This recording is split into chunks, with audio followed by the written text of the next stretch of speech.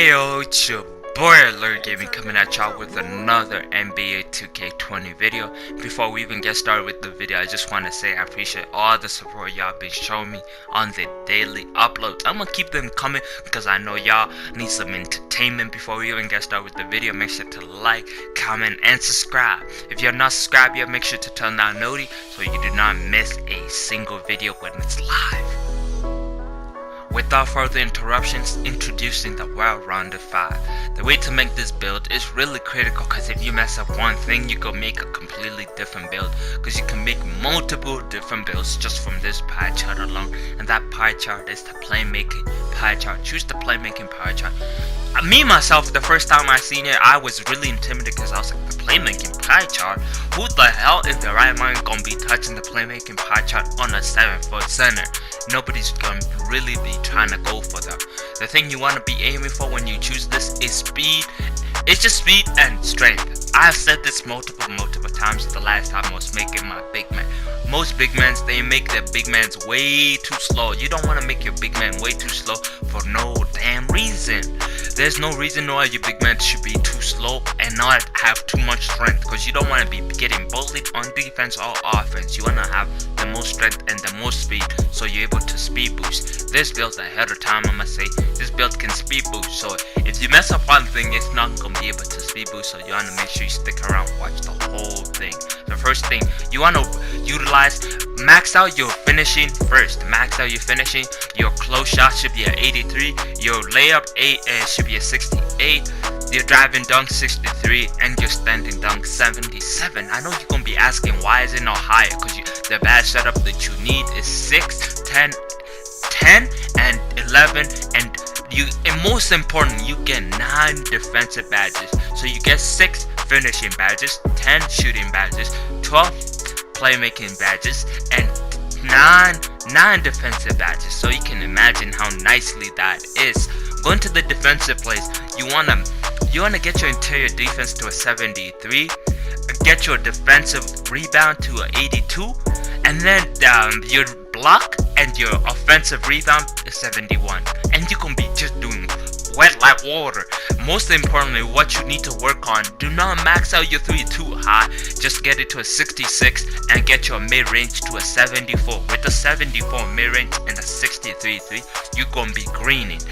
Not even to mention your post fade is a 76 too, so that's extremely nice and high, and the badge setup is quite nice right now.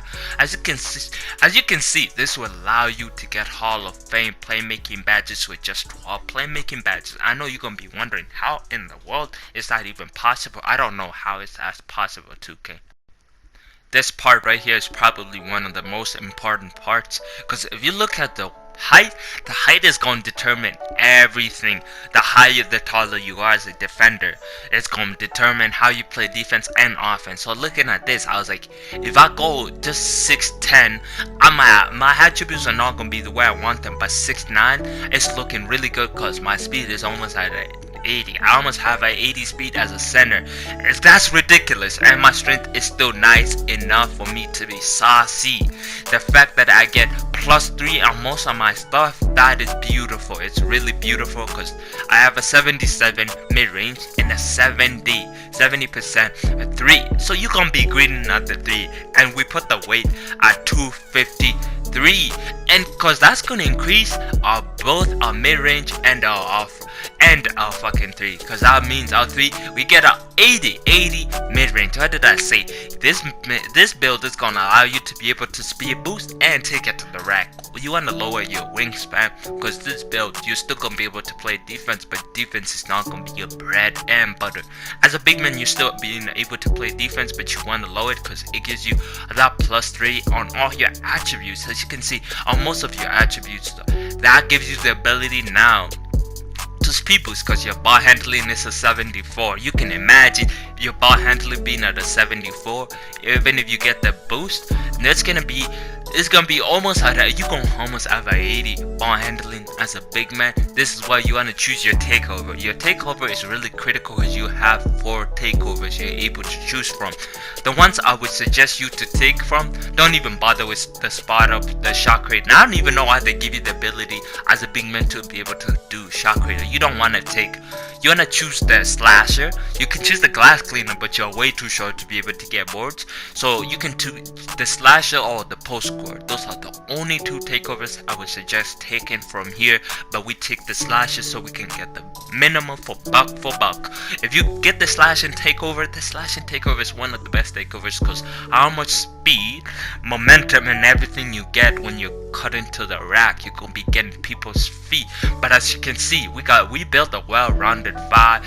It's similar to Carl Anthony Towns. I don't even know how Carl Anthony is a well-rounded 5. That man is not a well-rounded 5, but it's the closest we can possibly get. The thing is, if you change even the height or anything else, it's going to give you a slasher. You have no idea how long it took me just to get the well-rounded 5, because I made this build like 3 or 4 times, and every time I would end up getting a slashing 5 or 2-way slashing 5, not a well-rounded 5. So you want to make sure you copy everything dime for dime in order to get this exact build. Of course, you know, we're gonna have to go in and go to a 99 over and completely test out each of the badges. I know you guys are gonna be wanting to know exactly what badges do you need for each setup. Right now we go to the finishing. The finishing is quite nice because you want to go fancy forward, slithery, and I would not put contact finisher. You're not gonna be getting enough contact dunks to be able to get contact finisher, so I remove contact finisher. You can put a gold fancy forward, gold slithery, and you're gonna be fine. You're gonna be perfectly fine. Or you can do silver relentless, silver slithery, and like you can put more 3. You can either have 3 silver badges or 2 gold badges. It's really up to you how you play. Me myself, I do like relentless because it allows me to take it to the rack with plenty of stamina. So if you like these badges, I have covered slithery. I'm gonna be covering fancy forward very soon. I even covered relentless. So these 2 badges, if you have questions on where you should put them, how you should use them, I have already videos covering them. Now we go to the shooting, where this is the bread and butter. Most people would tell you to put your quick draw on gold.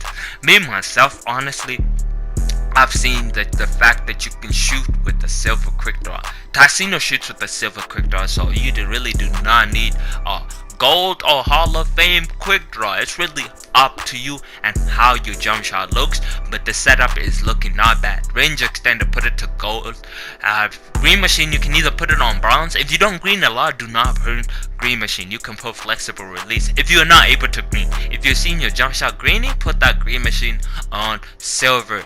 Corner specialist, we're gonna be chilling at that corner a lot. I would even put it on maybe even on gold if you were there all the time. If you're spacing out the floor, like if you're a big man who likes to space out the floor, you're able to put corner specialist on gold. You're gonna be giving your teammates a lot of room. You can space out the floor easily. But with the extra badge, you can either do it on hot start. You can have hot start. Look at the setup I got right there. I have 3 bronze badges, 2 silver badges, and 1 gold badge, which is looking quite nice as a big man. That's actually a decent setup as a big man. Now for our bread and butter. Look at this. We're able to get playmaking badges. I know you're gonna be asking, playmaking badges? What the hell? You're able to get diamond floor general as a center.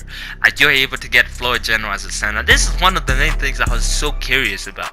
I was like, how in the world am I able to get playmaking badges? That confused the hell out of me, because the fact that I'm able to get dimer as a big man. Y'all, I know y'all gonna be wanting to see some of the craziness that's gonna be happening. For any of the playmaking badges, we can put them on Hall of Fame. You have no idea how crazy that is. But the badges that you want to go for is just dimer, ball handler, quick first step, and you gonna have easy money. If you don't like dimer, you don't use it that much, you can do the setup that I got right now. As you can see, I removed ball handler, put it on silver. Quick first step, I love quick first step, so leave it in the Hall of Fame and you can have a setup like this. Do not put Lob City Passer higher than Browns. I will be discussing Lob City Passer more, but this is the setup you got right there. That is such a beautiful setup when it comes to that. And we go to the defensive badges. The defensive badges, I know some people gonna want to put Pogo on higher, but for me, I don't really feel like I use Pogo that much. So you can either have Intimidator on gold, Rebound Chaser on gold, or you can change it around. I know I've seen some people do the whole setup just gold, because you're able to put Intimidator gold, Pogo Stick gold, and Rebound Chaser gold, and that's gonna be your setup. But me personally, as someone who's gonna be smaller, I'm a smaller big man, of course, so I do love that rim protector. I know if you are someone who don't know how, if you jump a lot and you want to use that Pogo, you can use it. If you don't use it, put it on clams, brick wall. There's a lot of other badges you can put. A rim protector, so many other badges that work with this badge. So make sure, the only badge I would suggest completely leaving it on gold is Rebound Chaser. You're too short to be able to get the boards over other people, so you want to make sure to put that Rebound Chaser on gold.